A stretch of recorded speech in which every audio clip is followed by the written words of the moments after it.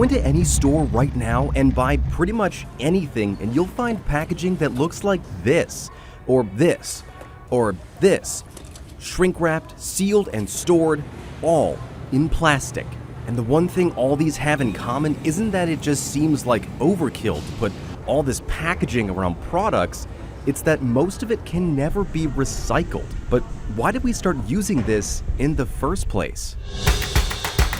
Pretty much since humans have been making stuff, we've been making things to put that stuff in, known in the packaging industry as flexible packaging. The first recorded pieces of packaging date back to ancient China in the 1st or 2nd century BC. Sheets of bark were treated and used to wrap foods. As time went on, obviously companies experimented with and still use what's known as rigid packaging, like glass or metal. I mean, Coke bottles are still iconic, but plastics have dominated the last 70 years. Plastics take the stage at an international exhibit in Amsterdam. Plastics were originally off limits to consumers. The first plastics with names like styrene, vinyl chloride, and celluloid were developed in the late 1800s and were meant only for military use. The horizons of plastic are lengthening and strengthening too.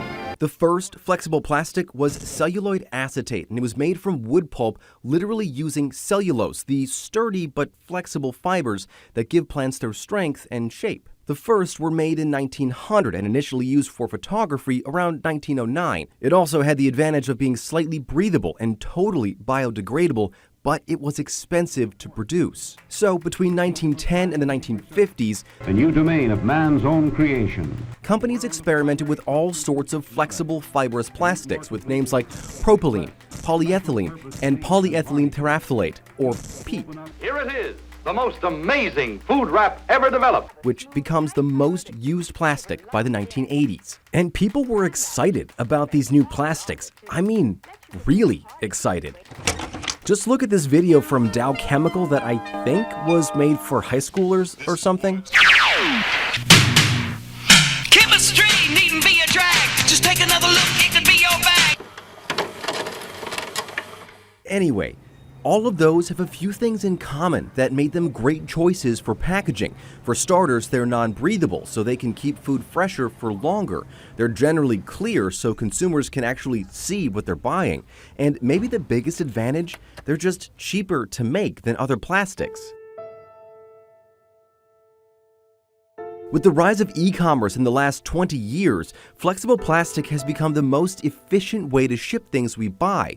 One study found Amazon produced 465 million pounds of plastic waste in 2019 alone.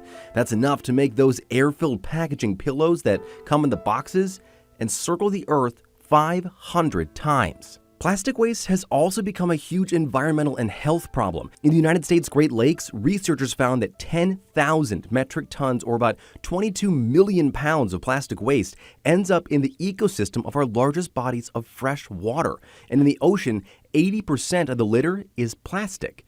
And it never breaks down, creating what's called microplastics, which end up in the food chain and eventually in us. Just this year, scientists found microplastics, these microscopic pieces of plastic that get made when plastic pollution is ground down over time, in human blood. The thing is, we know this, and we've known most of it for a long time, but we are really bad at recycling, and not just sort of bad, but really bad. Since the 1950s, only 2% of all the world's plastic has been recycled. But there are people working at the most local levels to try to fix that. Which is why we came here, a place literally called Recycle Here, to talk to one of them. We started with our youth, and we've grown to now work with businesses, and we work with the community on the Detroit Recycles curbside recycling program. Natalie Jacob is the executive director of Green Living Science. She helps teach kids about trash and recycling in Detroit, where the city deals with millions of pounds of litter each year. In 2018 alone, Detroit's Department of Public Works collected 92 million pounds of trash from illegal dumping sites around the city. People like Natalie have been instrumental in getting recycling into Detroit public schools and apartment buildings downtown, including the one I live in, which I didn't know until we talked. Their lessons are meant to teach kids about recycling, why it's important, and how they can start recycling. For the education to be impactful, we have to have some scare factor in there, so we do let them know the negative impacts plastic has on the animals. In some cases, we have shown them pictures. It breaks their heart to see it. It breaks our hearts to see it. And so we do have some element of that, but we do focus a lot more on here's what you can do and here's why it's important. But at the local level, getting kids to think about recycling can create a lifelong habit and one that trickles up to their parents. Kids get it. Kids get it more than their parents do. One of the things we hear the most is that the reason that a family is here is because of their child. So they learned about it in school, they made their families recycle, and they wanted to come here. But it's only part of the solution. Well, all of this is great, and it helps on the small level to clean up our neighborhoods and cities. Solving the problems of plastics is not something that we can crush our way out of. It's going to take real change at the biggest levels. And that's where the work of researchers like Michigan State's Dr. Mohammed Rabnawaz come in. Plastic recycling is a big problem. Literally speaking, today, 40% of the plastic that is produced, it goes into the packaging. And packaging essentially is creating almost 50% of the plastic waste. Dr. Rabnawaz works on developing new kinds of packaging that's more biodegradable and can help reduce waste.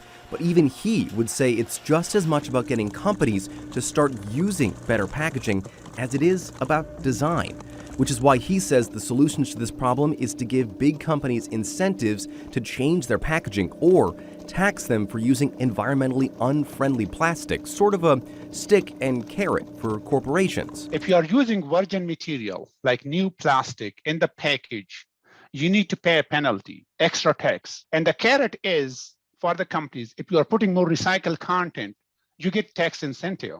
So basically giving them both options. You want to go this way or that way, you will have the benefits if you move forward with the recycling. And he says that stick and carrot method has already been shown to work. In the European Union, for example, companies are forced to pay up front for the cost of the plastics they use that can't be recycled, which means now 40% of their plastics get recycled. In the US, where we don't have that system, it's just 9%. But it is an uphill battle. Companies at every level of the plastic and packaging industries have spent decades fueling research and funding campaigns to keep non-recyclable plastics on the market. And it's worked. Not to mention, they've used that same research to put the cost of finding ways to recycle on the consumer, on us, rather than on themselves. It's not easy because you are competing against the low-cost material like polyethylene, right, which is so cheap. But we cannot go with the practices that what we do here. So eventually it will be a combination of something like a bio-based material, which essentially are biodegradable. There's one aspect. And then reducing the creation of the new plastic by adding more and more recycled content into the packaging. So those are the two things that I see like should go together. Plastics and plastic packaging is a really complicated problem with complicated solutions. But maybe that's just it. If we start with solutions big and small, we can end up boxing this problem in, maybe, for good.